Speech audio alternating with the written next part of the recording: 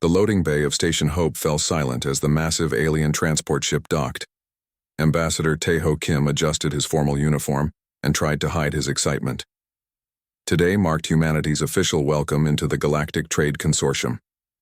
After decades of proving themselves worthy, Earth's children would finally receive the advanced technology that would lift them from their status as galactic newcomers. Commander Bo-Ra Shin stood beside him, her military bearing perfect despite the butterflies in her stomach. Behind them, Chief Engineer Dongwook Yoon waited with his technical team, ready to catalog whatever wonders the established alien races had chosen to share with humanity.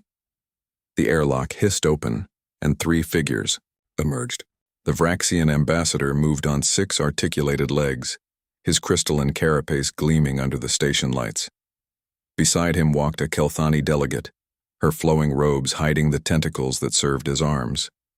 The 3rd figure was a Zephyrite, tall and thin, with skin that shifted between blue and purple as he breathed. "Welcome, humans," the Vraxian clicked in perfect English, though his translator made every word sound mechanical. "I am Ambassador Thexnar. We bring gifts to celebrate your admission to civilized space." Tae-ho stepped forward and bowed slightly. "We are honored by your presence and grateful for your generosity." The Kelthani delegate rippled what might have been laughter. "Generosity? Yes, that is what we call it." Her translator gave her voice a musical quality that somehow made her words sound mocking.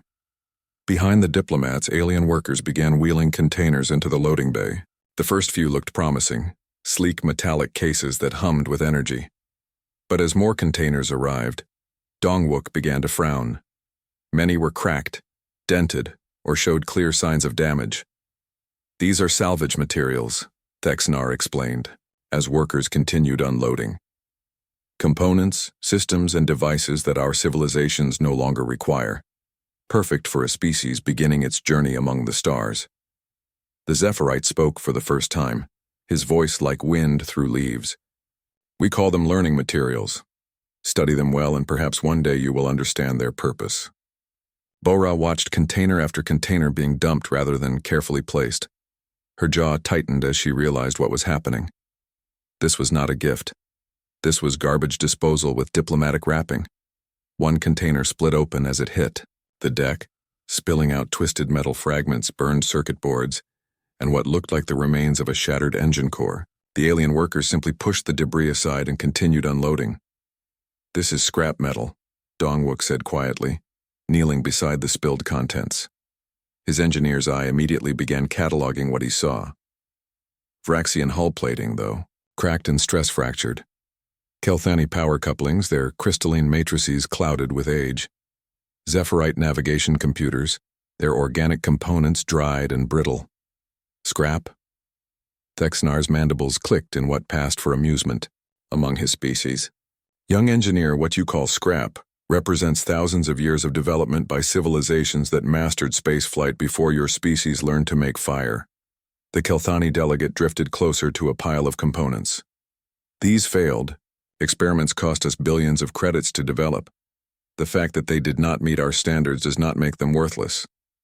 Simply inferior," added the Zephyrite, "but perfect for inferior species to learn from." Tae-ho felt heat rise in his cheeks but kept his diplomatic composure. "We appreciate any knowledge you are willing to share." "Knowledge, yes," Thexnar agreed. "When you have proven you can make use of these materials, perhaps we will consider sharing functional technology."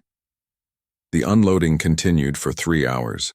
Container after container of what was clearly industrial waste, military surplus, and failed prototypes. By the time the alien transport ship departed, the loading bay looked like a junkyard. Bo-Ra stood among the scattered debris, her hands clenched into fists. "They gave us their garbage. They gave us a message," Tae-ho replied grimly. "Stay in your place until you prove you belong anywhere else." But Dongwook was already moving through the scattered components, his datapad in hand. While the others saw insult and worthless junk, his engineer's mind saw something different. He picked up a piece of Vraxian hull plating, noting how lightweight it was despite obvious strength.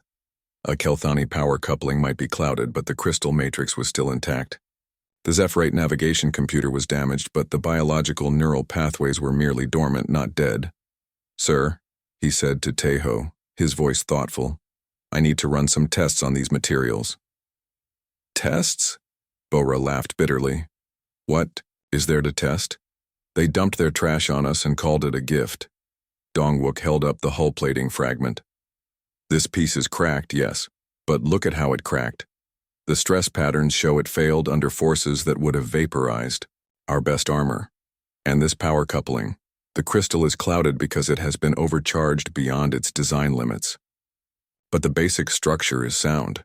He moved to the navigation computer, running his scanner over its surface. "This shows massive trauma damage, but the organic components are trying to regenerate. They are not dead, just hibernating." Tejo began to understand. "You think we can repair these?" "Repair? Maybe some of them." Dongwook's eyes gleamed with possibilities. "But I am thinking bigger than repair. I am thinking about understanding why these failed, learning from their limits, finding ways to push past those limits." Bora kicked at a twisted piece of metal. "And then what? Build our own versions that work slightly better? The aliens will just laugh and show us their next generation of technology that makes ours look primitive." "Not necessarily," Dongwook said slowly. "Look at how they think about failure. To them, when something breaks or does not work perfectly, it becomes worthless. They throw it away and start over with a completely new design." "That sounds logical," Tejo pointed out. "It is logical, but it is not innovative." Dongwook picked up another component, this one clearly melted and refrozen. "Humans do not throw things away when they break.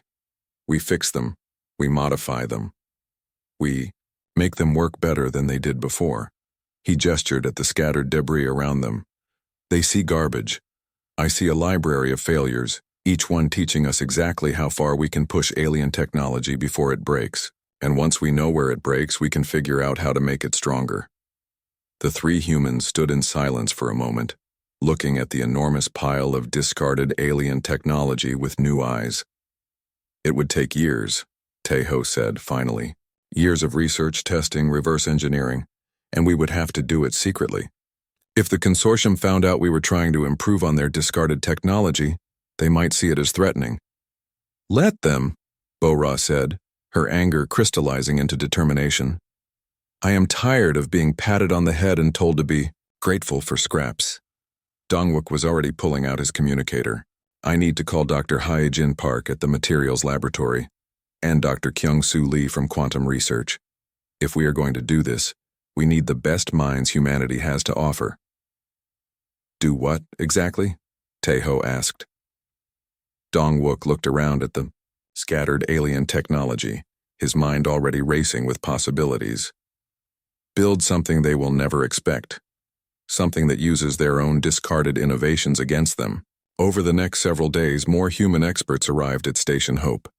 Dr. Hyejin Park took one look at the alien materials and immediately began running composition analyses. Dr. Kyung-Soo Lee disappeared into the quantum mechanics of alien power systems. Systems integrator Captain Jae-min Cho began mapping how different alien technologies might work together. Each expert reached the same conclusion that Dongwook had. The alien technology was not primitive or worthless. It was simply pushed beyond its design limits and discarded when it failed to meet impossible standards. "Look at this Vraxian hull plating," Dr. Park explained to the group during their first formal meeting. "It failed because they tried to make it 30% lighter without reducing strength. But if we combine it with human carbon nanotube technology, we can actually make it stronger than their current standard." Dr. Lee nodded excitedly. "And these Kelthani power systems. They called them failures because they produced too much energy and burned out their components. But if we can handle that excess energy, we have power sources more efficient than anything in their current fleet." Captain Cho spread schematics across the table. "The integration challenges are enormous. These different alien technologies were never designed to work together. Their power requirements, interface protocols, and basic operating principles are completely incompatible." "Incompatible with each other," Dongwook corrected, "but maybe not incompatible with human solutions. We have always been good at making different systems work together. Ambassador Tejo listened to the technical discussion with growing excitement and concern. Even if this is possible, the resources required would be enormous. We would need secure facilities, specialized equipment, and absolute secrecy. I know a place, Bora said quietly. The Titan Industrial Complex has been shut down since the trade wars ended. Fully equipped shipyards, materials processing facilities, and security that kept corporate secrets safe for decades. And if we are discovered? Tejo asked. Then we fail openly instead of failing quietly, Bora replied. 6 months after the aliens departed, the Titan Industrial Complex hummed with secret activity. The abandoned shipyard had been quietly reactivated, its massive construction bays hidden from orbital surveillance by carefully placed debris fields and sensor jammers.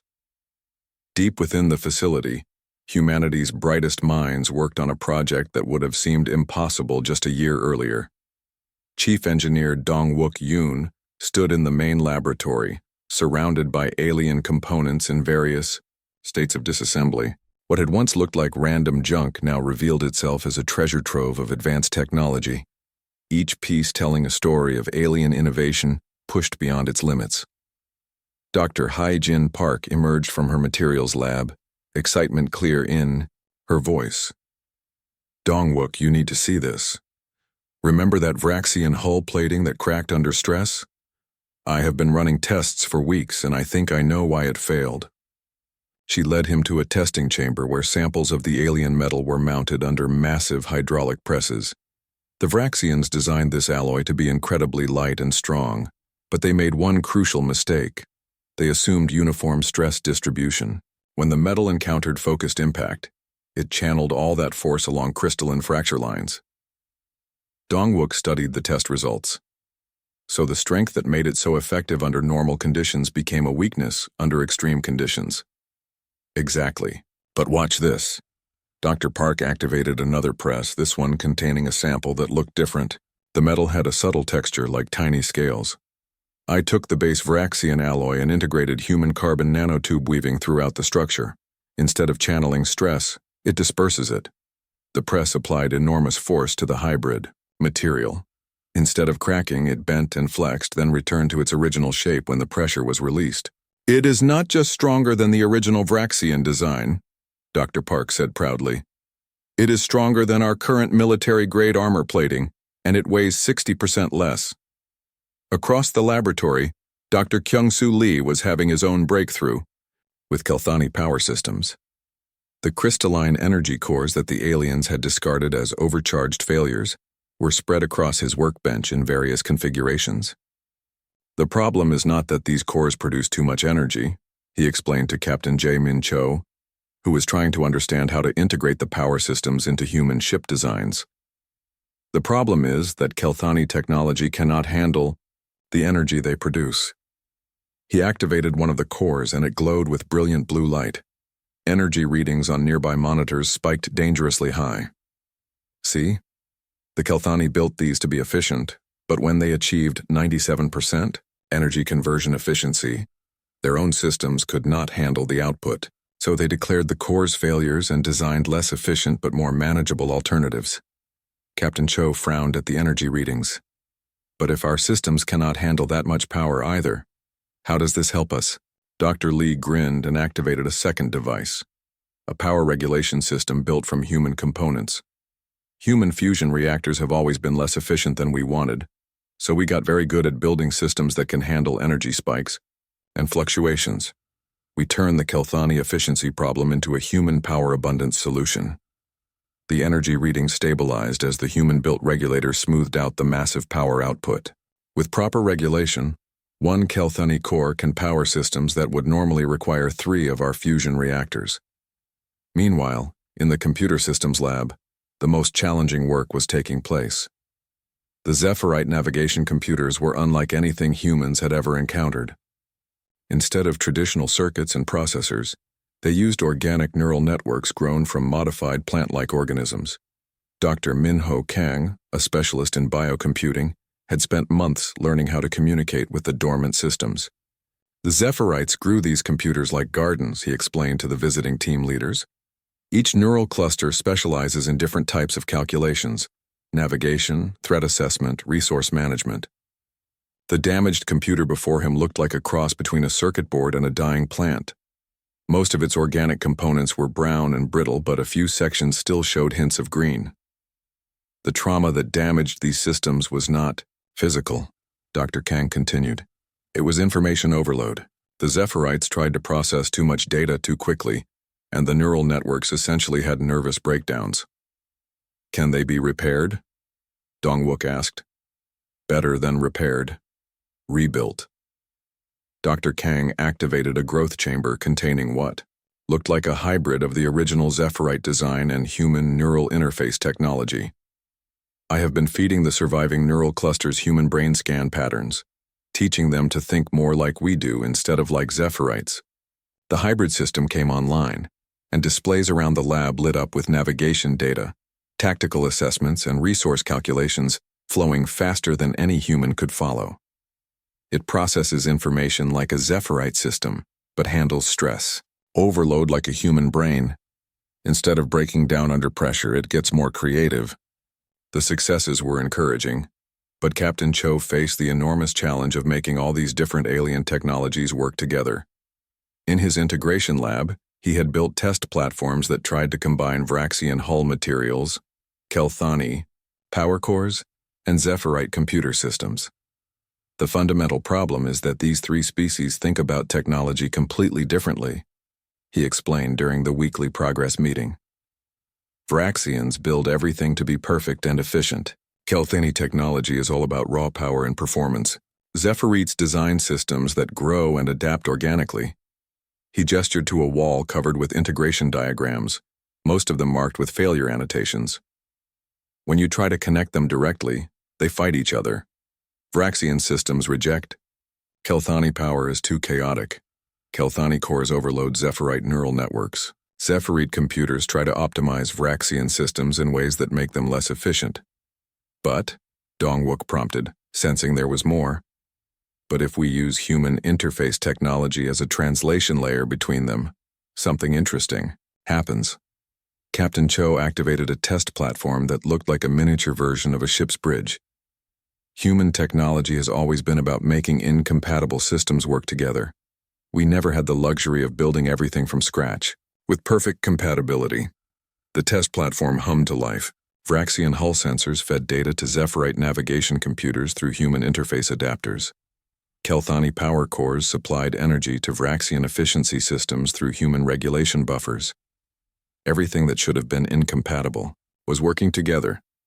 It is not elegant, Captain Cho admitted, and it requires constant monitoring and adjustment. But it works, and more importantly, it performs better than any of the individual systems working alone. While the technical teams made breakthrough after breakthrough, Commander Bo-Ra Shin dealt with increasingly troubling intelligence from human space. The pirate attacks that had been sporadic nuisances were becoming systematic raids.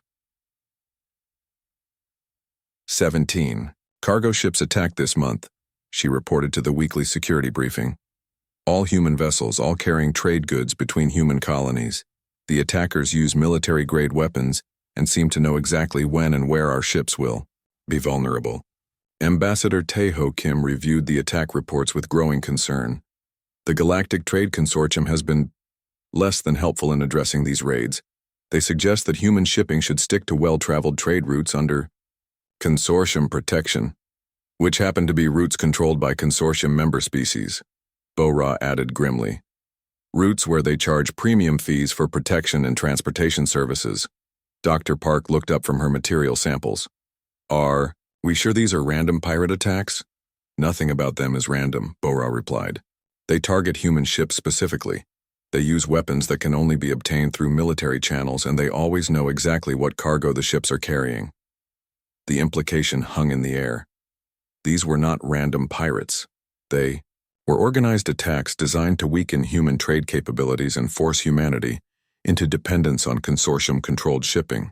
How long before the outer colonies start demanding consortium protection? Tae-ho asked. Some already are, Bo-Ra admitted. and the consortium is happy to provide protection in exchange for exclusive trade agreements and resource extraction. Right. Dongwook set down the component he had been studying. They gave us scrap to keep us busy while they systematically destroyed our ability to compete independently. The room fell silent as the full scope of the situation became clear. The aliens had not simply insulted humanity with their gift of garbage. They had provided just enough of a distraction to keep humanity's best minds occupied while they eliminated human economic independence. How long until our project is ready for testing? Bora asked. Captain Cho consulted his integration timeline. We are making good progress, but we are still months away from a full system test, and even then we would be testing individual components, not a complete spacecraft. We may not have months, Taeho said quietly. If the attacks continue escalating, human colonies will be forced to accept consortium control within a year. Dr. Lee spoke up from his power systems. 2 years into the Phoenix project, the prototype ship dominated Construction Bay 7 of the Titan Industrial Complex. What had started as scattered alien scrap had transformed into something the galaxy had never seen before. The vessel defied every conventional rule of spacecraft design, looking more like a living organism than a traditional battleship. Chief Engineer Dongwook Yoon stood on the observation deck, watching teams of technicians make final adjustments to the ship's adaptive hull. The Vraxian metal, enhanced with Dr. Hyejin Park's carbon nanotube modifications, seemed to shift and flow like liquid mercury.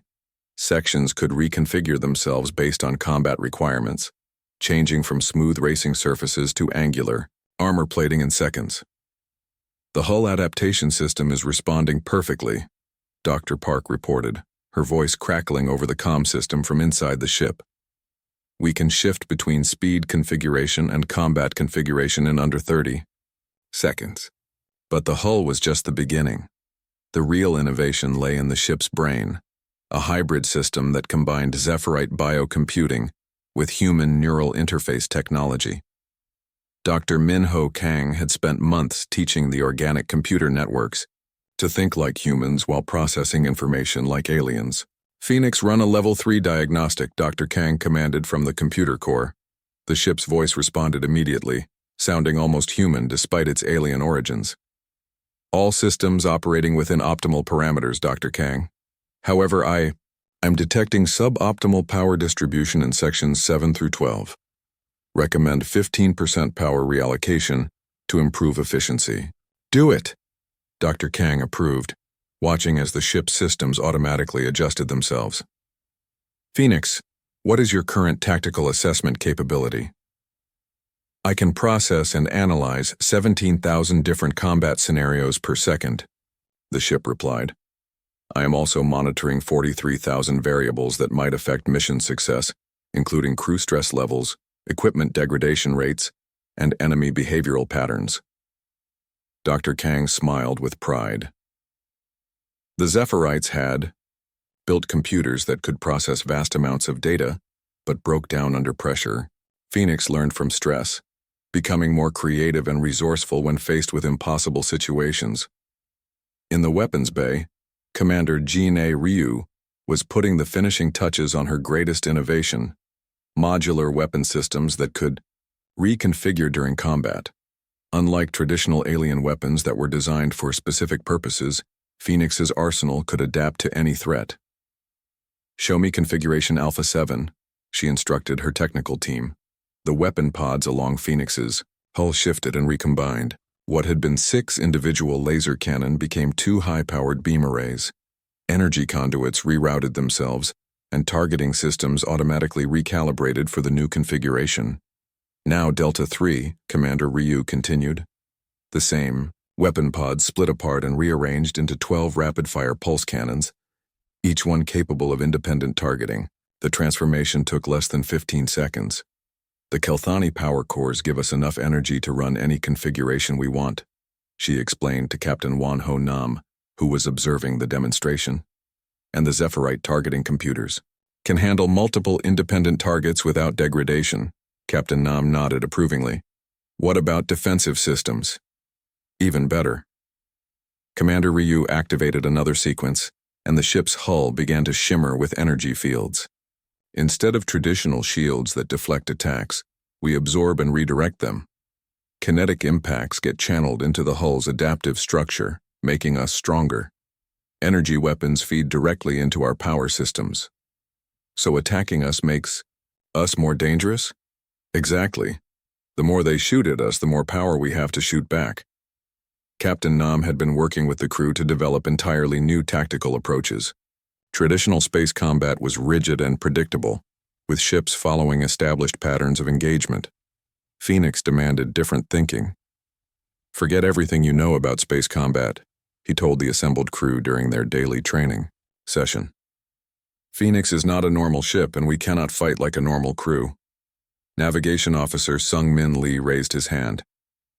"Sir, the standard engagement protocols call for maintaining optimal range and using superior firepower to overwhelm enemies. How do we modify that for Phoenix?" "We do not modify it. We ignore it completely."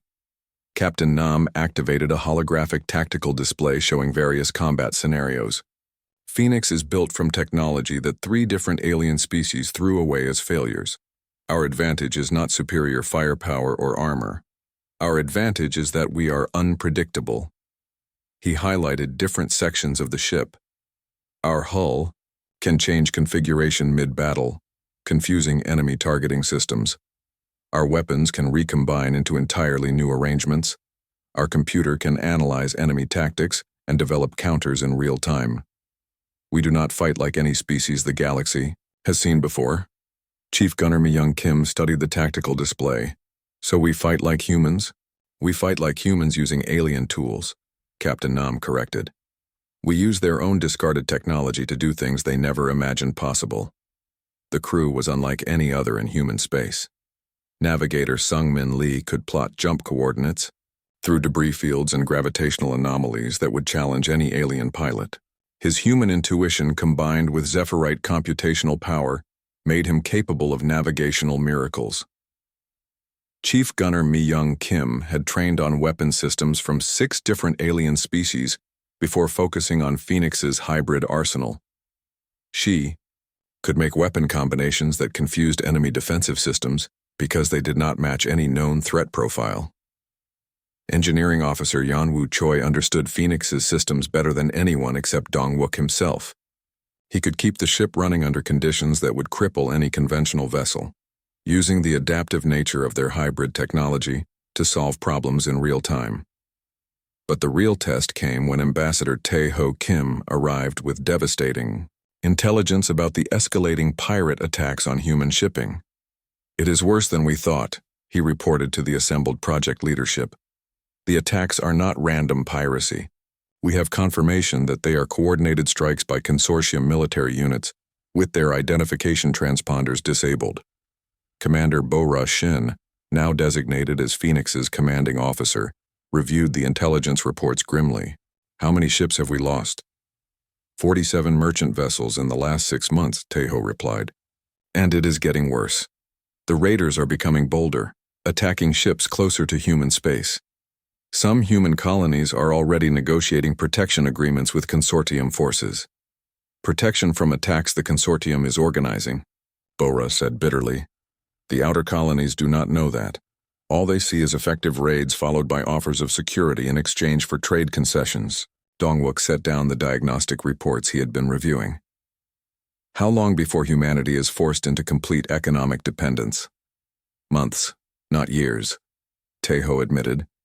"Unless something changes dramatically." The room fell silent as everyone understood the implications. Phoenix was still months away from completion, and even then it was only one ship against the organized forces of the galaxy's major powers. Dr. Park spoke first. "What if we accelerated the final testing phase? Phoenix is functional now. The remaining work is optimization and fine-tuning." Captain Cho looked up from his integration schedules. "That would be extremely dangerous. We have not tested the systems under real combat stress. If something fails during an actual engagement, then we fail fighting instead of failing hiding," Bo-ra said firmly. "How quickly can Phoenix be ready for combat operations?" Dongwook consulted with his team leaders quickly. 2 weeks for basic combat readiness, 4 weeks for full optimization, and the crew training? Captain Nam considered the question seriously. The crew knows the systems.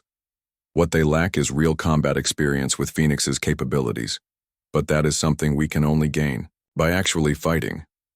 Commander Ryu added, the weapon systems are fully functional. We might discover optimization opportunities during combat, but everything we have built has been tested individually. Dr. Kang nodded from his computer interface station. Phoenix's adaptive systems are designed to learn and improve during actual use. Simulations can only take us so far. The decision hung in the air.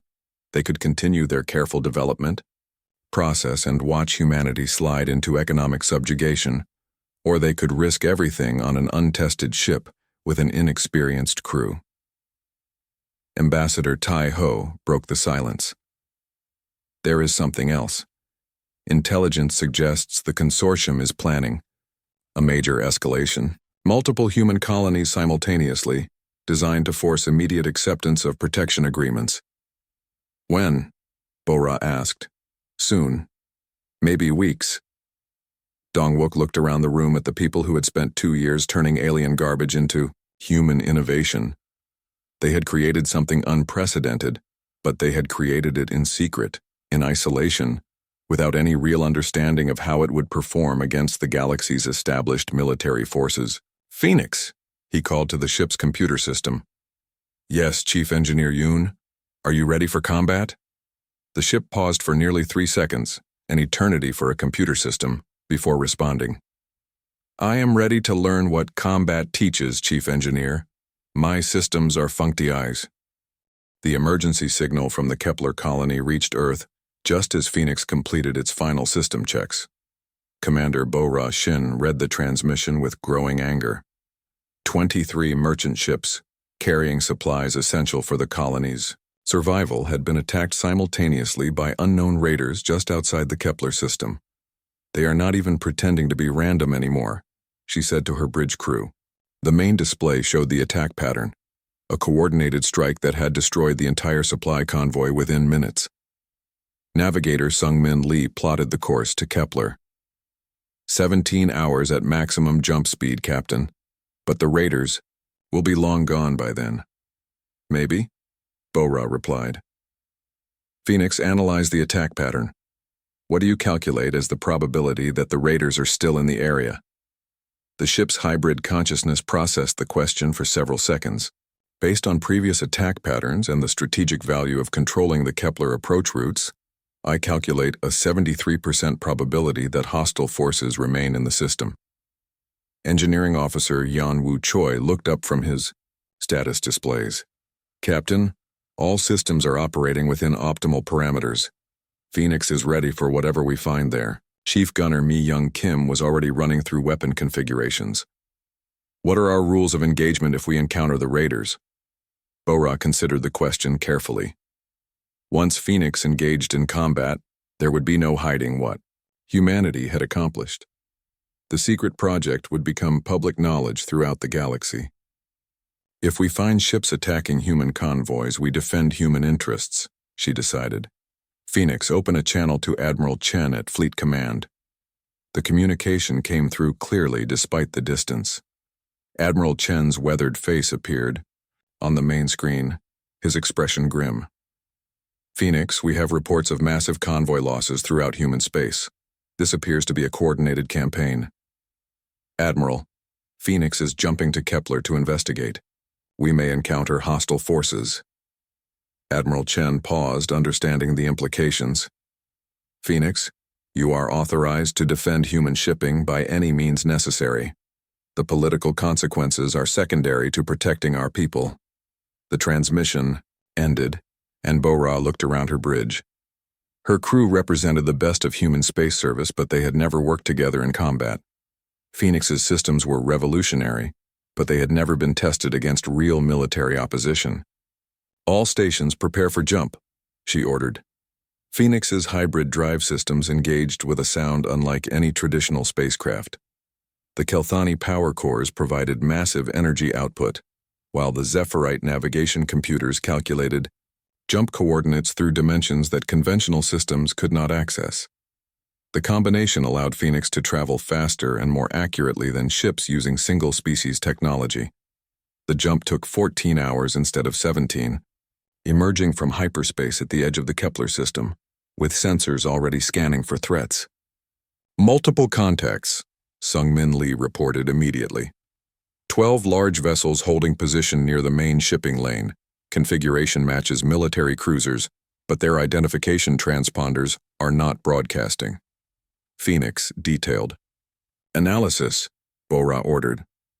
The ship's sensors, enhanced by technology from 3 different species, provided unprecedented detail about the distant vessels. Captain, I am detecting Vraxian hull signatures, Kelthani power systems, and Zephyrite command structures. These are not pirates using military surplus. These are active military vessels with disabled identification systems. Chief Gunner Kim readied the weapon systems. Captain, they have noticed our arrival. The formation is changing to intercept us. On screen, the main display showed the approaching vessels clearly. They were sleek, powerful, and built according to established alien military doctrine. Each one was larger and more heavily armed than Phoenix. Incoming transmission, Communications Officer Hansol Park reported. The screen flickered, showing a Vraxian military commander, his crystalline carapace marked with battle honors. Unknown vessel, you are interfering with legitimate security operations. Withdraw immediately or face the consequences. Bora stood, her uniform crisp despite the tension. This is Captain Bora Shin of the Earth vessel Phoenix.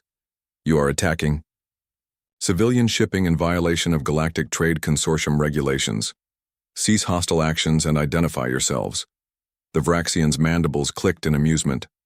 Earth vessel, we destroyed your entire convoy hours ago. You have nothing left to protect here. Then you will not mind if we verify that claim personally. 1 small ship against 12 cruisers. The alien commander's tone dripped with condescension. Humans always were too stubborn for their own good. Very well. We will add your wreckage to today's collection. The transmission ended and the alien formation began moving toward Phoenix with practiced precision. Captain, Yanwu reported from engineering. I am reading massive power buildups from all 12 vessels. They are charging heavy weapons. Bora looked at her crew, seeing determination mixed with natural fear. They were about to face the concentrated firepower of 12 military cruisers with technology thousands of years more advanced than anything humanity had built before Phoenix. All stations, combat configuration, she ordered calmly. Phoenix transformed around them. The hull shifted from its streamlined travel configuration to an angular combat form that maximized armor protection and weapon deployment. The modular weapon systems reconfigured themselves, optimizing for multiple target engagement. Phoenix tactical assessment, Bora requested. The enemy formation is standard Vraxian battle doctrine, the ship replied. They expect to overwhelm us with coordinated fire from multiple angles. Their tactics assume we will respond according to human military doctrine, which we will not do. Correct, Captain. Recommend we engage using Adaptation Protocol 7. Mi Young. Kim looked up from her weapons console. I have never heard of Adaptation Protocol 7. Because I just created it, Phoenix replied with something that almost sounded like humor. Based on analysis of enemy formation and our hybrid capabilities, the alien cruisers opened fire simultaneously, filling space with energy beams and kinetic projectiles designed to overwhelm Phoenix's defenses.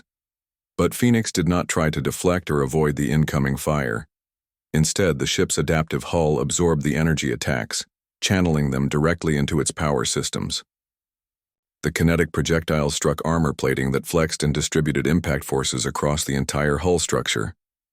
Impossible, Sung-Min breathed, watching his sensors. We should be dead.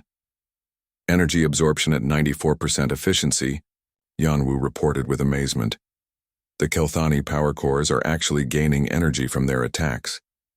Phoenix's weapon systems, now supercharged with absorbed enemy fire, returned devastating volleys. But unlike the coordinated barrage, the aliens had expected Phoenix's weapons created entirely new configurations mid-battle. "Target the lead cruiser," Bora ordered. Mi-Young's targeting system locked onto the Vraxian flagship, but Phoenix's weapons did something unprecedented.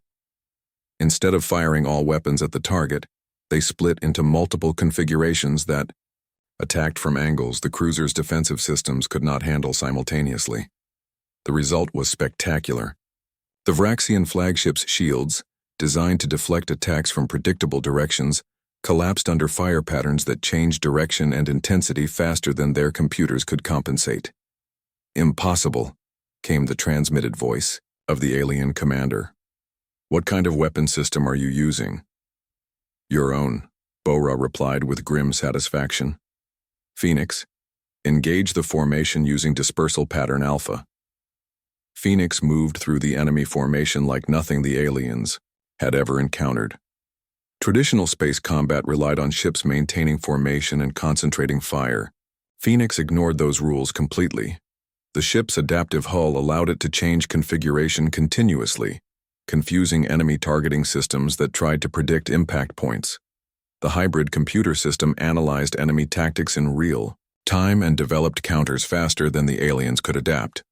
Most importantly, Phoenix fought like a human using alien tools instead of like an alien using human courage. "Second target neutralized," Mi-Young reported as another Vraxian cruiser went dark, its systems overloaded by energy feedback from Phoenix's unconventional weapons. The remaining alien ships began to retreat, but Phoenix pursued them relentlessly. The hybrid drive system allowed it to match their speed while continuing to fight, something that should have been impossible according to established physics. "This is War Master Klexthan of the Vraxian Deep Fleet," came a transmission from the retreating flagship. "What manner of vessel are you? This technology is beyond anything in human space." Bora smiled coldly. "You gave us scrap, War Master. We built something beautiful." The alien commander's confusion was clear even through the translation system. "Scrap? What are you talking about?" 2 years ago, your people dumped containers of failed experiments and discarded technology on Station Hope. You called it a gift, to teach humanity humility." Understanding dawned in the alien's voice. "The salvage materials? But those were failures. Broken systems. Worthless junk, worthless to you," Bora corrected. "But humans are very good at fixing broken things. We took your failures and learned from them." 6 months after the Battle of Kepler, the galaxy had changed in ways that the Galactic Trade Consortium never anticipated. Phoenix no longer flew alone through space. Instead, it led a growing fleet of ships that defied every convention of spacecraft. Design Admiral Bora Shin, her promotion had come with humanity's new status in galactic affairs, stood on the bridge of Phoenix as her fleet approached the Sol system. Behind her flagship came 12 vessels, each one unique, each one built from the discarded technology of different alien civilizations.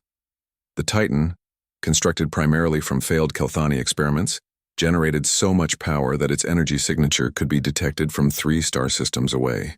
The Prometheus combined Zephyrate biocomputing with human neural interfaces to create the most advanced tactical computer ever built. The Icarus used Vraxian metamaterials in ways their creators never imagined, creating hull configurations that adapted not just to combat requirements but to environmental conditions. "Admiral," reported Captain Sung-Min Lee from his position at the navigation console, "we are receiving clearance to dock at Luna Station. The consortium delegation has been waiting for 3 days." Bora smiled grimly. 3 days was how long it had taken the alien representatives to accept that they would be negotiating from a position of weakness instead of strength. "Phoenix, what is your analysis of our current strategic position?" The ship's hybrid consciousness had grown more sophisticated over the months of active service, learning from every encounter and integrating new capabilities with each mission. "Admiral, we have fundamentally altered the balance of power in the galaxy. 17 other species have approached human representatives requesting technology exchanges. The consortium's monopoly on advanced technology has been broken. Through the viewport," Bora could see Luna Station surrounded by ships from across the galaxy. But these were not military vessels or trade ships. They were delegations of scientists and engineers, all hoping to understand how humanity had accomplished. The impossible chief engineer Dongwook Yoon, now director of Human Engineering Corps, joined Bora at the observation deck. "The irony is almost too perfect," he said, watching alien ships approach the station where human scientists worked. 2 years ago they came here to give us their garbage. Now they come here begging to learn from what we built with it. The transformation had been remarkable. Word of Phoenix's victory had spread throughout the galaxy, carried by traders, diplomats, and the aliens themselves. The story grew with each telling. Humans had taken the discarded failures of multiple civilizations and forged them into something that could defeat the galaxy's most advanced warships. But the real revolution was not military, it was philosophical. For millennia, alien civilizations had operated under the assumption that failure was worthless, that broken things should be discarded, that obsolete technology had no value. Humanity had proven that assumption catastrophically wrong. Incoming. Transmission from the consortium flagship, Communications Officer Hansol Park reported. The main screen showed Ambassador Thexnar, the same Vraxian who had delivered the original gift of scrap to humanity. His crystalline carapace showed stress fractures that had not been there during their first meeting. "Admiral Shin," he clicked formally. "The consortium delegation is prepared to begin negotiations regarding humanity's enhanced status within galactic affairs." "Enhanced status?" Bora repeated with amusement. "Ambassador, I think you misunderstand the situation. We are not here to negotiate our status. We are here to discuss the galaxy's new reality." The alien's mandibles clicked nervously. "Admiral, surely we can reach an accommodation. The consortium has served the galaxy well for thousands of years. There is room for cooperation between our peoples."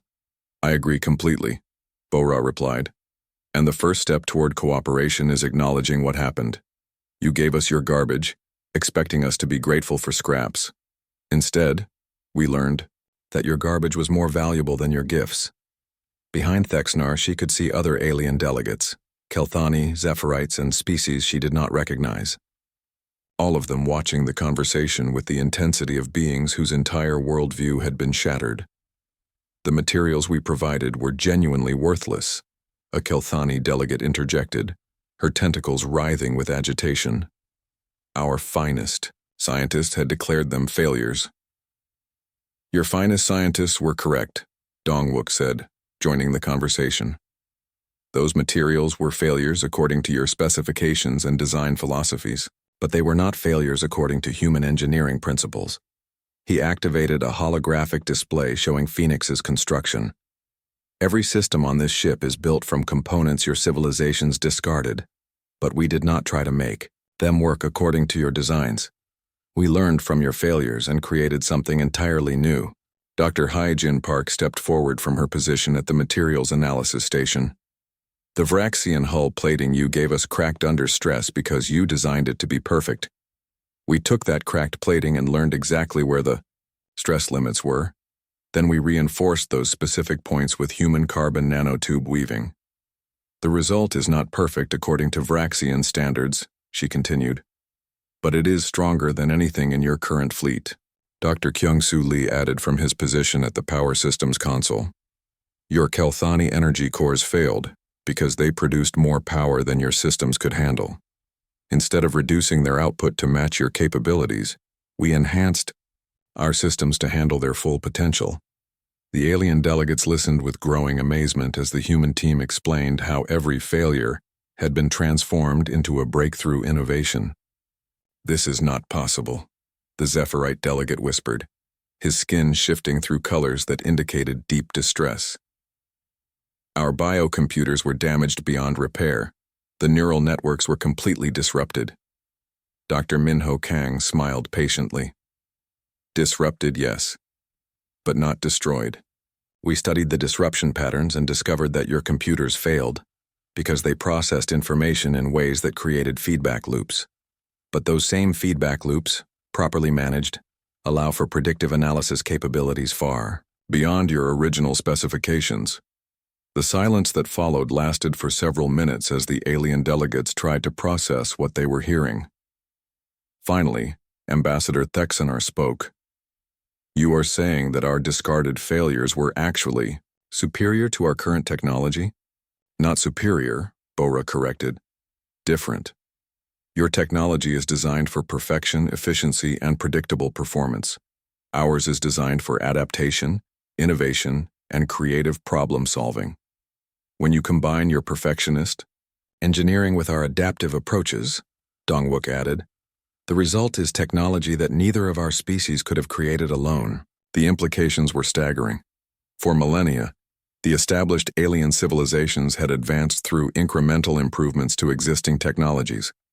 When something failed, they discarded it and started over. They had never considered that failure itself might contain valuable information. "What do you want from us?" the Kelthani delegate asked bluntly. Bora exchanged glances with her team before responding. "We want to change how the galaxy thinks about innovation. We want to create a new paradigm where failure is not waste but education." She gestured toward the alien ships surrounding Luna Station. "Look around you. Representatives from dozens of species have come here not to threaten us, but to learn from us. They want to understand how we turned your garbage into galactic game changers. And we want to teach them," Dongwook added. "But not just the technical specifications. We want to teach them the philosophy behind it." Ambassador Thexnar's confusion was evident. "Philosophy?" "The philosophy that there is no such thing as worthless technology," Bora explained. "Only technology that has not yet been properly understood or applied." Over the following days, the negotiations transformed into something unprecedented in galactic history. A collaborative effort to completely restructure how civilizations approached technological development. The consortium agreed to establish joint research facilities where human engineers would work alongside alien scientists to study failed technologies from across the galaxy. Instead of discarding unsuccessful experiments, they would be shared with researchers who might see different applications. More importantly, they agreed to establish educational exchanges where young scientists from all species would learn both traditional perfectionist approaches and human adaptive methodologies.